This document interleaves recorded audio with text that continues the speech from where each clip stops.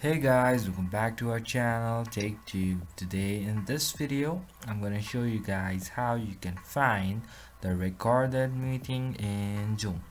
So I'll be teaching you a very easy step regarding this one, and if you have any problem or any queries within the process, just let me know in the comment section right away.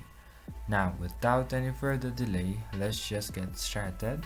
So firstly, what you need to do is you need to go to your Zoom on your laptop. Once you go there, you go to your profile and then go to your settings. Once you go over here, you'll be having option which says recordings.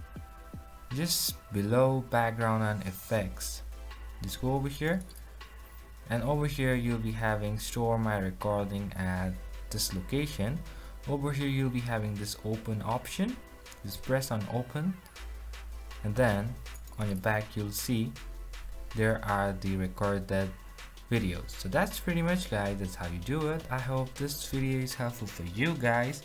So thank you for watching our video, guys. If you like our video, please leave a like and do not forget to subscribe our channel, and also hit the bell icon so you never miss an update from us.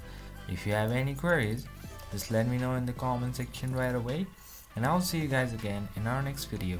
Till then, stay safe guys. Thank you for watching.